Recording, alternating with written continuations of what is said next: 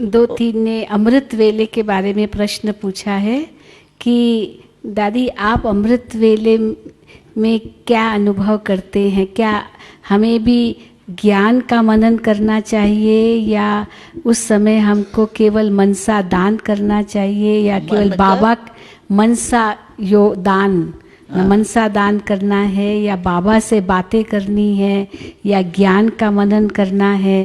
तो अमृत वेला आप अपना अनुभव सुनाए तो हम उस प्रकार करेंगे।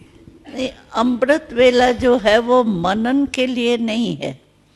अगर हमारा कोई व्यर्थ संकल्प चलता है, मानो कोई अगले जन्म का कुछ किया हुआ होता है, कोई समस्या आई हुई होती है या कोई ऐसी बात हमारे से हो जाती है जो सोने के बाद भी वो आत्मा में समाया हुआ होता है, तो कभी व्यर्थ संकल्प आ जाते हैं या सेवा के संकल्प ज़्यादा चलते हैं।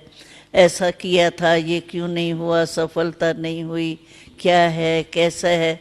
तो बाबा कहते हैं जिस टाइम जो करना है ना, उस समय वो ही काम करना चाहिए। समझो सेवा उस समय नहीं ज़रूरी है, या व्यर्थ संकल्प उस समय करेंगे तो सारा टाइम भी वेस्ट उसमें चला जाएगा। उस समय हमारी स्टेज है, मैं बाबा से करेंट लेके आत्मा रूप में पहले स्थित हो जाए। मैं आत्मा हूँ और बाबा से कनेक्शन जुटा हुआ है और बाबा से जो शक्ति मिल रही है वो ऑटोमेटिकली हमारी फैल रही है। मैं दे रही हूँ नहीं दे रही हूँ ये संकल्प भी नहीं, नेचुरल है। लाइट हाउस जो होता है वो सोचता है कि मैं लाइट दे रहा हूँ, ऑटोमेटिकली लाइट हाउस है, वो लाइट उसकी फैलेंगी। तो बाबा से मैं शक्ति ले रही हूँ और शक्ति के वायुमंडल में शक्ति जा रही है। लेकिन उस समय बस आत्मा और बाबा से कनेक्शन, रिलेशन गहरा हो। बस दाता बन के बाबा दे रहा है, मैं भी दाता बन के फैला रही, बस ये स्टेज होनी चाहिए। बाकी अगर मानो कोई आपका व्यर्थ संकल्प चलता है, उसको मिटाने के लिए आप मनन जरूर करो, क्योंकि व्यर्थ संकल्प इतना फास्ट होता है जो ब्रेक नहीं आती है जल्दी, और संकल्प को मिटाने के लिए संकल्प ही चाहिए।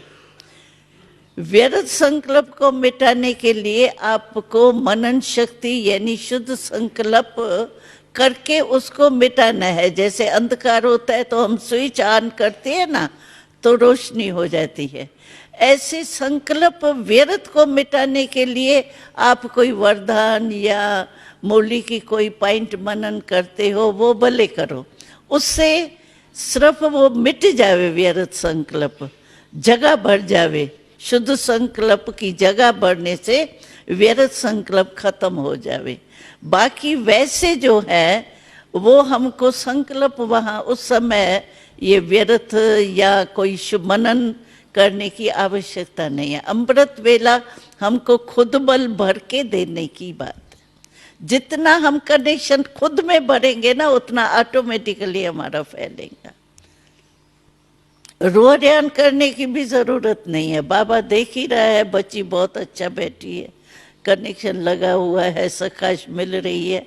रोहड्यान करने की व्यर्थ संकल्प है या स्थिति टिकती नहीं है, उसके लिए ये दूसरा साधन है, रोहड्यान मनन।